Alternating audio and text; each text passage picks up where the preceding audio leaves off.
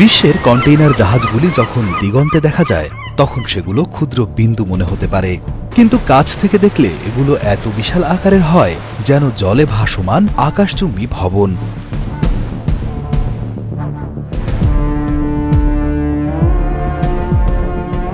বিশাল আকারের এই জাহাজগুলো কন্টেইনার পরিবহনের জন্য বিশেষভাবে ডিজাইন করা হয়।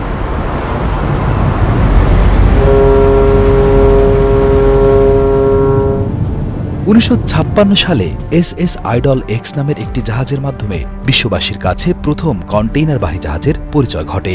জাহাজটিতে মাত্র 58টি কন্টেইনার নেওয়া গেলেও বর্তমানে বড় বড় কন্টেইনারবাহী জাহাজগুলোতে প্রায় 24,000 কন্টেইনার নেওয়া যায়।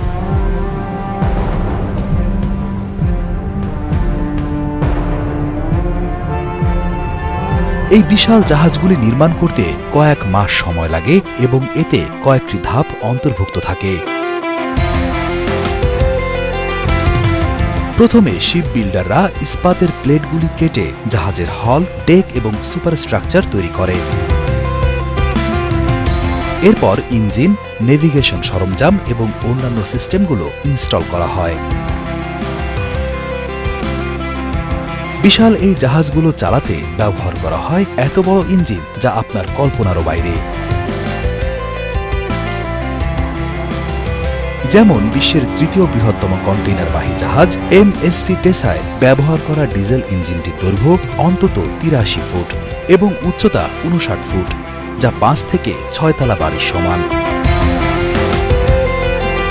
ইঞ্জিনটিতে মোট 14টি পিস্টন রয়েছে, যার প্রতিটির ওজন 1500 থেকে 2000 কেজি। বিশাল এই ইঞ্জিনটি প্রায় 80,080 হর্স পাওয়ার শক্তি উৎপাদন করতে সক্ষম। মূল কাঠামো তৈরি ও ইঞ্জিন বসানোর পর জাহাজগুলোতে যুক্ত করা হয় প্রোপেলার বা পাখা।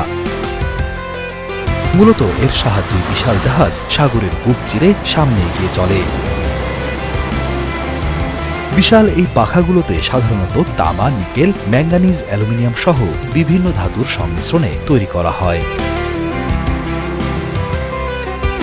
আধুনিক কন্টেইনারবাহী জাহাজগুলোতে সাধারণত 20 থেকে 30 ফুট ডায়ামিটারের বিশাল প্রোপেলার ব্যবহার করা হয়ে থাকে। মাঝারি মাপের জাহাজগুলো স্লিপওয়ে লঞ্চিং বা পার থেকে সরাসরি পানিতে ফেলে ভাসানো হয়, যা দেখতে বেশ চমকপ্রদ ও চিত্তাকর্ষক।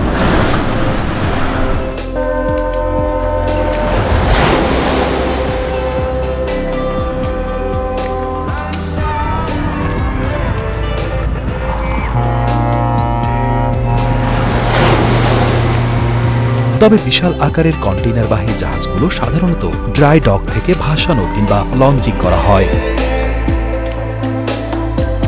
ড্রাই ডক এমন এক বিশেষ ধরনের পানিরোধী কন্টেইনার যেখানে বড় বড় জাহাজ নির্মাণ এবং মেরামতের কাজ করা হয়।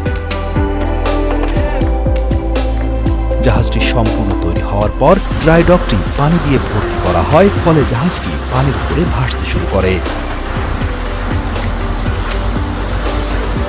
বিশাল ইস্পাতের এই দানবগুলো যখন মহাসাগর পেরিয়ে বিভিন্ন প্রান্তে পণ্য পরিবহন করে তখন সেগুলি মানুষের উদ্ভাবন ও প্রকৌশলের অসীম সম্ভাবনার সাক্ষ্য বহন করে।